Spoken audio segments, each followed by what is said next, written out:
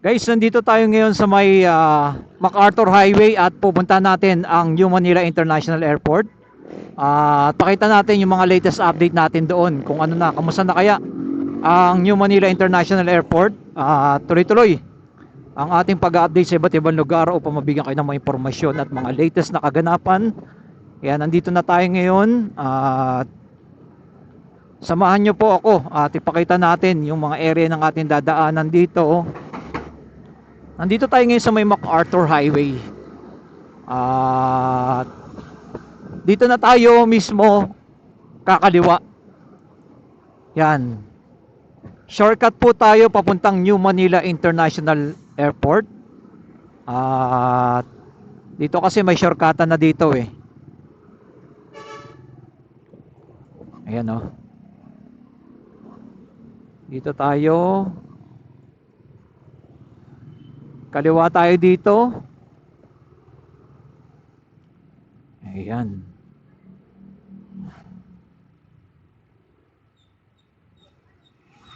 Tignan natin yung mga latest update natin doon. Kamusta na kaya, no? Ano na ba yung mga pagbabago ng kaganapan dyan sa New Manila International Airport natin.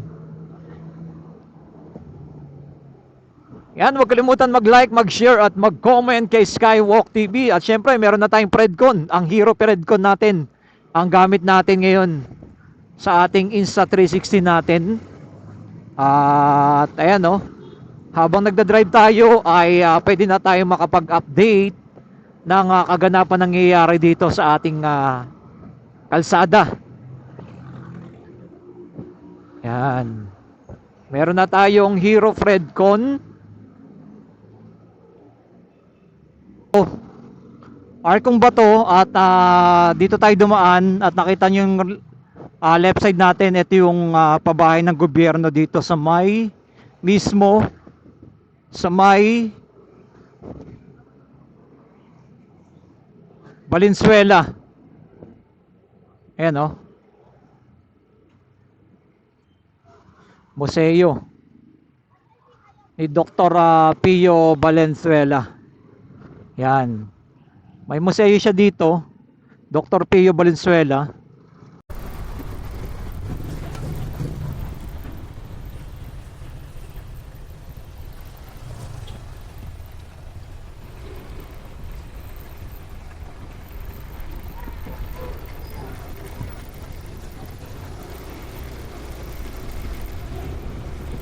Guys, dito ay tataasan pala nila to. Yan oh.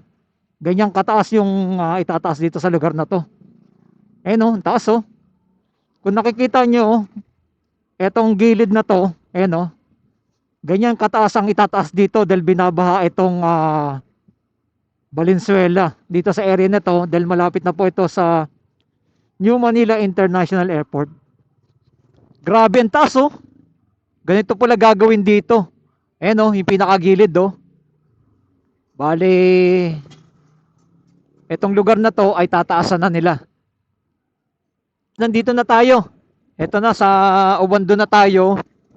At malapit-lapit na po tayo mismo sa may New Manila International Airport. At makikita nyo, dito sa area na to, kabilaang side. Ayan o. Dito sa lugar na to, napakarami na mga namamasyal dito, lalo na paghapon. Yan, tambayan po kasi ito eh. Ayan, may mga upuan dyan. Relax ka. Nandiyan yung kabilaan ng mga palaisdaan. Yan.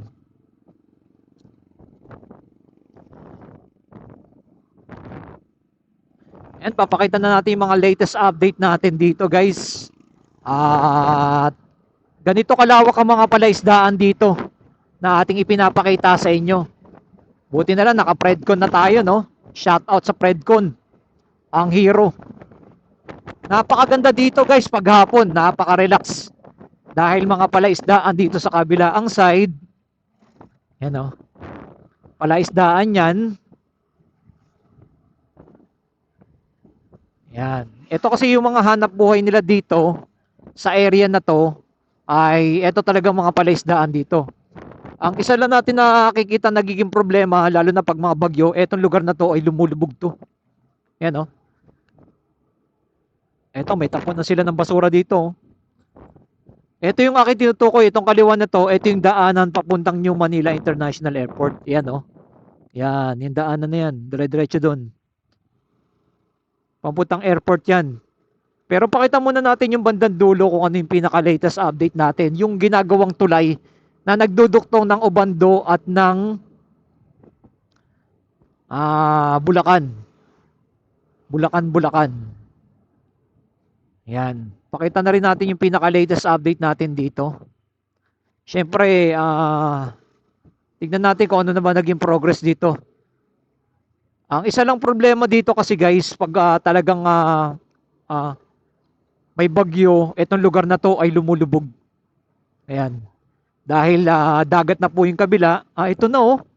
Gawa na oh. Ayan, malapit na matapos itong left side. At isusunod na nila itong right side na ating dadaanan. Ayan oh. Taas na. Ayan oh. Yan.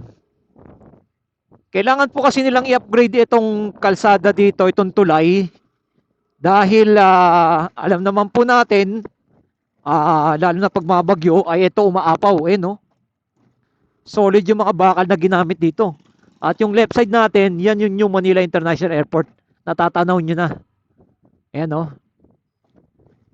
Ang tibay ng ng tulay na ginawa nila oh. At napakataas niyan, guys. Talagang hindi na aabutin talaga ito ng tubig, no? Ng mga bagyo dito. Ayan, oh. Dahil sobrang taas na. Ayan, tuloy-tuloy yung mga gumagawa dito. Oh. Ayan, oh. At syempre, pariripal na natin ang drone to mamaya. Pero nakikita na natin yung pinaka-progress dito, no? Ayan na. Meron nang nabubuo. Itong daanan nito. Ayan. Ito naman, napakalawak ng mga palaistaan na dito. Libre na yan, mga isda. Ayan o. Napakarami mga heavy equipment. Ayan o, dami mga nangisda o. Bangus, tilapia. Dami lang nahuli dito sa area na to. Ayan o. Libre na po mga isda dito. Dito sa area na to. Ayan. Dahil open na yan. At abangan natin sa mga hinaharap kung ano yung magiging latest update dyan, no? Kung ano yung mga itatayo dito sa area na to na malapit mismo sa may New Manila International Airport. Okay, dire-diretso pa tayo. Napakarami ng mga nangingisda dito. Ito yung mga sasakyan, no? Yan, ng papuntang airport. Ito. Yan. Dito na tayo. Ito pa yung isang tulay at yung mismo yun, yung Bulacan, yung Arco. Ayan. Ito naman daanan papuntang Ubihan. I love Ubihan to. Itong right side natin. Kaya pala kulay ube, no? Yung tulay nila. I love Ubihan. At ito naman, yung pumunta tayo dito na may bagyo, ay grabe po talaga, no? Yung kulong-kulong talaga ang ginagamit nila yan. Meron tayong video dyan. At yung sitwasyon dito, mataas na daw po yung kanilang nailatag nila dito ng mga lupa. Pero inaabot pa rin po ito, guys. Ayan o, natatanaw nyo na yung airport sa may dulo. Kitang-kita nyo yan. Yan yung ating pinaka-latest update natin. Dito sa area na to, ayan, yung kulong-kulong na ginagamit nila pag may mga bagyo. Ayan. Ginagamit lang yan pag may mga bagyo. At ito yung sitwasyon dito. Ito ang taas ng kanilang ng tinambak dito sa area na to. Ito yung mga nakatira dito, grabe rin talaga, lubog na lubog talaga itong area na to. Talagang yan ang isang nakikita nating problema. Pero may mga nakatira pa rin po dito. Aabangan natin sa mga hinarap kung ano yung magiging gagawin dito. Pero napakataas na po ng in-upgrade yan. Ayan, ang taas na ng bahay. Ayan, kitingnan nyo naman yung mga bahay, lubog na.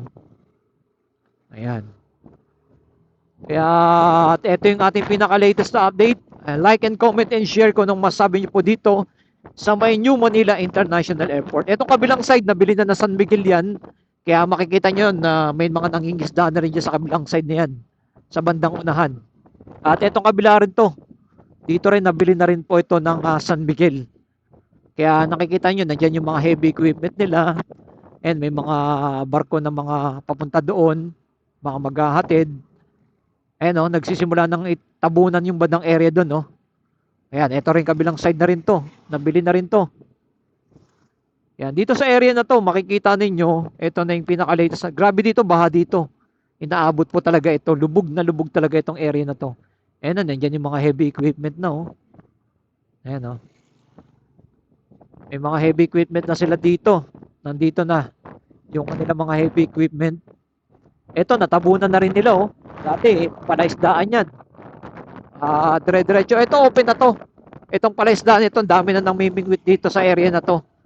Ito lang, may-ari nito ay hindi po niya ito binenta.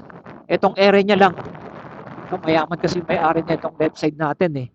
Pero dito sa area na to, makikita nyo, open na dito. Ayan, oh. Ayan, open na yung lugar na to dito. Oh. Dami na ng mga nangingisda.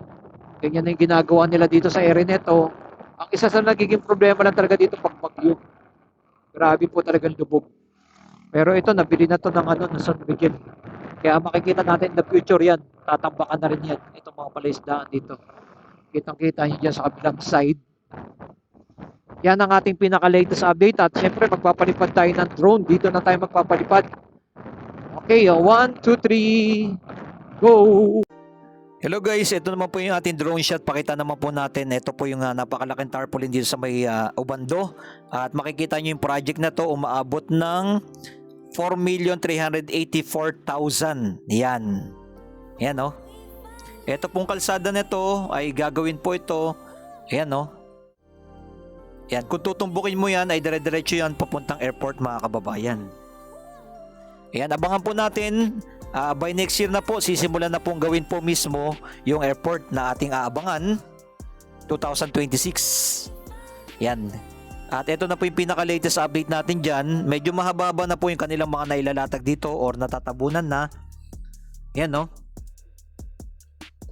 Yan. New Manila International Airport is a major greenfield airport project being built in Bulacan, northern end of Metro Manila. It is designed to eventually replace or significantly complement Ninoy Aquino International Airport and position and the Philippines as a major aviation hub in Southern Asia. Yan po ang ating abangan. Ang developer po nito, ang San Miguel Corporation. Yan. Ang magiging scale po ng plano ay one of the largest airport in Asia. Yan po ang ating nakikita, no? Dahil ito 2,500 hectares, mga kababayan, na magkakaroon ng 2 runway. Yan. At ang design po nila dito ay future ready with a smart airport system and disaster resilient infrastructure. Yun, no? Ang kanilang gagawin po dito. No, magkakaroon talaga ng pagkakaiba dito sa may Ninoy Aquino International Airport. At kagaya rin po dito at napakaganda po na magiging progress dito.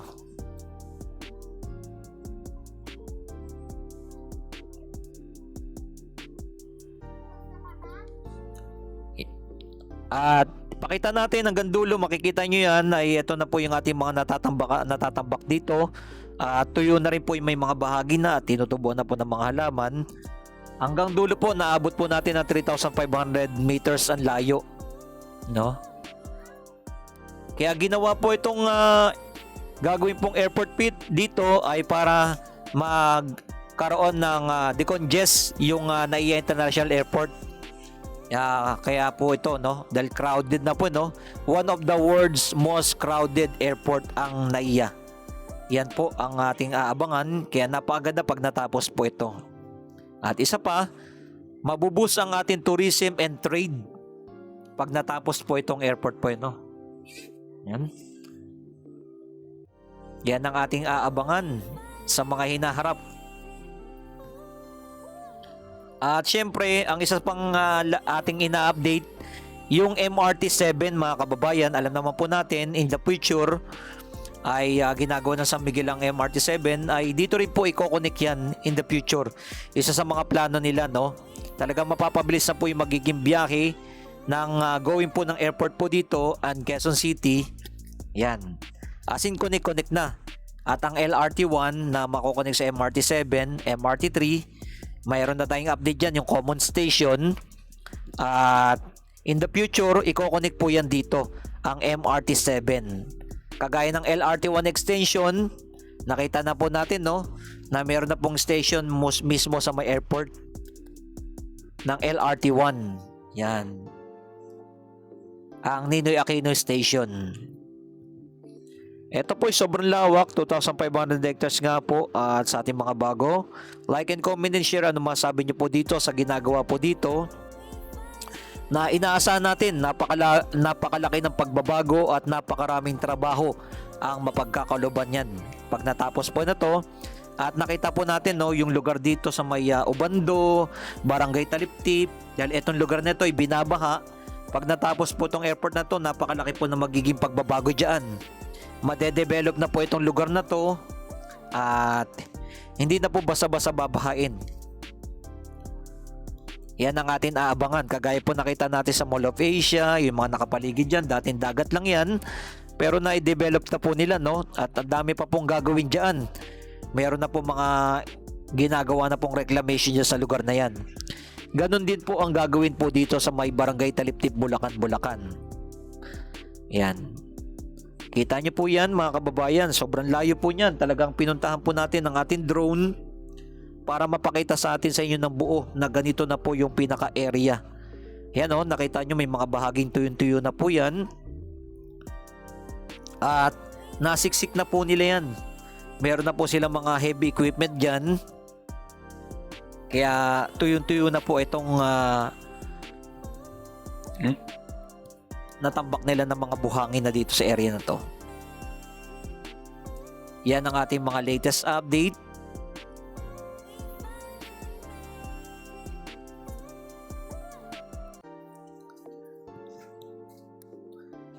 Ang inaasahan po natin dito ayon po dito sa kanilang ulat, first phase completion and operation target late 2028. Ang full operation ay 2030. Yan. Aiming for the every large capacity. Yan, no?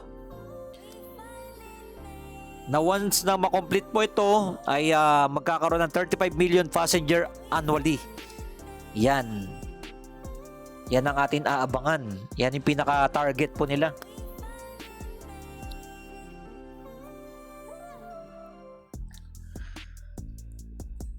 Ayan, no? May mga bahagi ng mga tuyo-tuyo ng lugar. At meron na po tayong mga update dito, no? May mga picture na po tayo na napakaganda po ng ide-develop po ng airport po dito mga kababayan. Meron na tayong mga update dyan. Siyempre magkakaroon din po, i-connect din po dito yung Skyway. Diyan mula Manila, yung Southern Access Link Expressway na i-connect rin po dito. At yung isa pa, diyan sa may NLEX, yung NALEX, Northern Luzon Expressway naman. Yan ang ating aabangan na asing na connect po ang mangyayaring gagawin nila dito. Na in the future, talagang napakalaki ng mga pagbabago dito. Na sana po, no, ay matuloy-tuloy po ito na para mas lalong umunlad pa yung ating bansa. Ma-develop po yung iba't ibang lugar, yung mga dating mga binabahan na nakita po natin, no, sa may Valenzuela. Maraming mga bahagi na po sa may Valenzuela na ina-upgrade na po nila. Yung dating mga binabaha, tinatambakan na po, tinataasan na po nila ng mga lupa or semento. Yan. Tsaka dyan sa may MacArthur Highway, ina-upgrade na rin po nila. As in talagang magtuloy-tuloy na po yung develop, no? At napakalaking ginawa na po na mangyayari pag natapos yung mga gantong mga proyekto. Ito rin po mga kababayan ay ko-connect din po sa may Nabotas. Meron tayong update po dyan. yung nakaraan natin na video, yung ginagawa po dyan, no? Tuloy-tuloy na po yung mga pagtatambak dyan sa may Nabotas. At connect rin po yan dito, mga kababayan.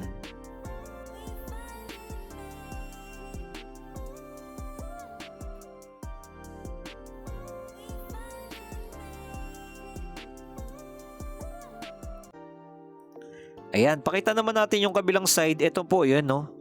Nakita nyo po, no, yung ginagawang kalsada na mangyayari na magkoconnect po dito ay dire-diretso po yan. Medyo mahaba-haba pa, pero sana tignan natin sa mga hinarap po nung mangyayari po dito by next year.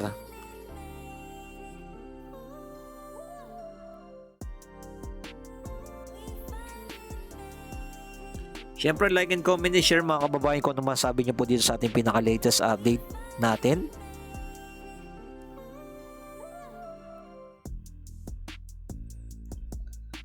Ayan.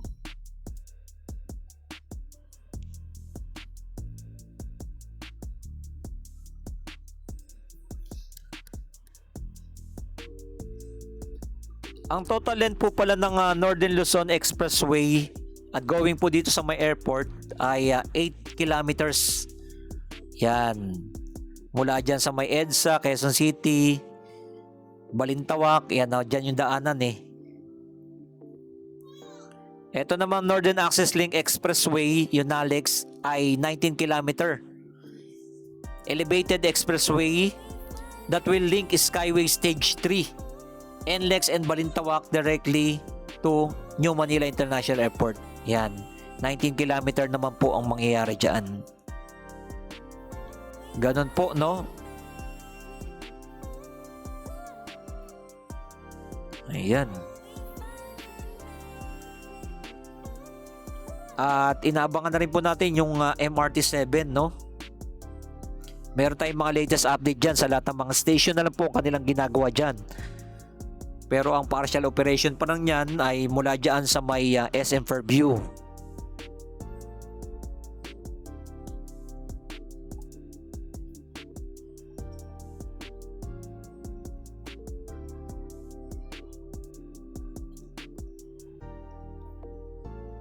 Yan, pakita naman po natin ito. Kitang-kita nyo yung buong area na to. Talagang mga dito ay palaisdaan talaga ang kanilang mga hanap buhay dito.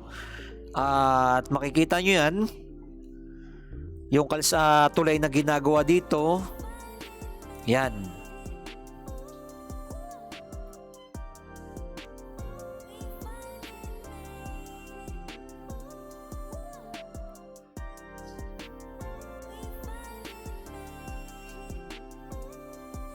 Ito na po yung pinaka-latest ng tulay na ginagawa. Pinakita rin po ni Derosha rin natin para mapakita sa inyo, no? Bali-balita po dito na meron na po mga iba't ibang lugar dito ay natanong natin kay ate, no, na merong mga nabili na po dito ng San Miguel.